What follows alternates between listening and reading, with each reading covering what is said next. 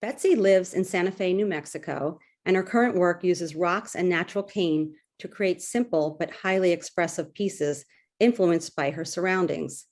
Betsy's wrapped rocks feature rocks from the Southwest that she has collected over the years, as well as cane that is knotted in the tradition of Japanese basketry. Her pieces are highly collectible and can be found at the Museum of Art and Design in New York City in their gift shop, as well as the Georgia O'Keeffe Museum shop in Santa Fe, among other museum shops around the country. 3 decades ago, I lived after art school. I lived in Hoboken, New Jersey, across the river from New York, and lived near a huge bamboo factory that took up a whole block near my house.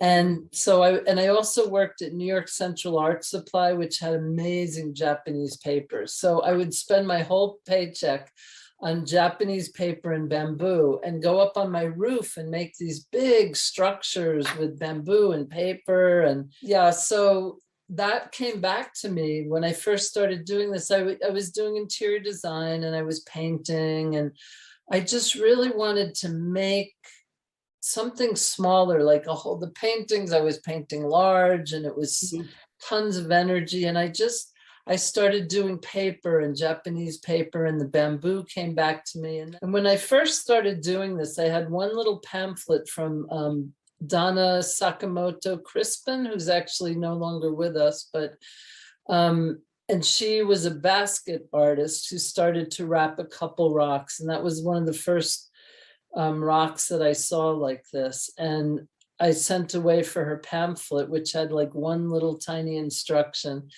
and just did that over and over and over, and then got obsessed and started designing with more Southwest influence from where I live. It's funny because I thought the other day it was a little like my Buddhist practice, my Zen Buddhist practice, because you're sitting there and you're all uncomfortable and you're thinking and you're just like learning to accept what you're doing or what life is. And the same thing with the rocks. It was so frustrating. It was painful. And, I would just redo rocks like 10 times. And it took me about 3 months to begin to feel like this was something I could continue. But I was so obsessed, I just kept with it. So here's the cane itself. So this is great. This comes in all different thicknesses.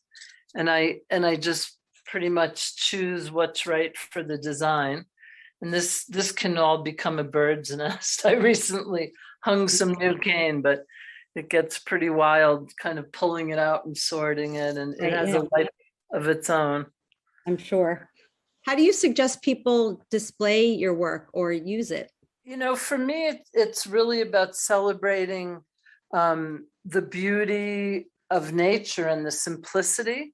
So I think having it in your home as kind of a touchstone, like a place to think about nature, actually almost like, I don't know if you can see this, but this is a Suiseki stone.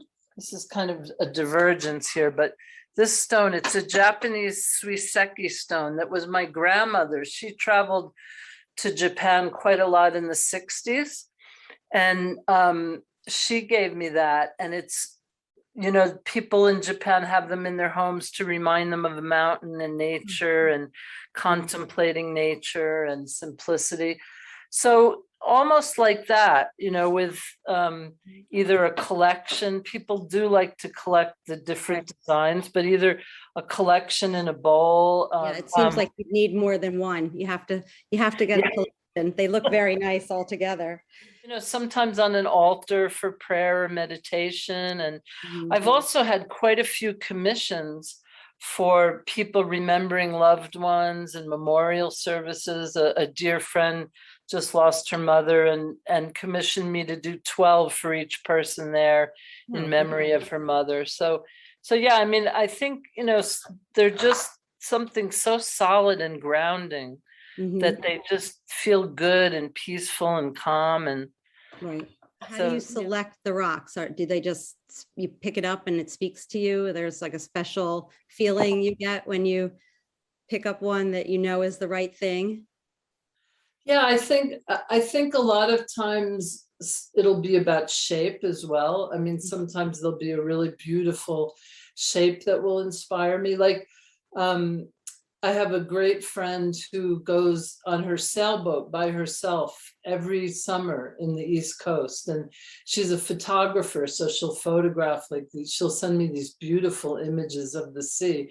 And one day she sent me a beautiful image of the sea at night. And I was really thinking of her and being on the sailboat. And I designed this rock, which I call the wind knot.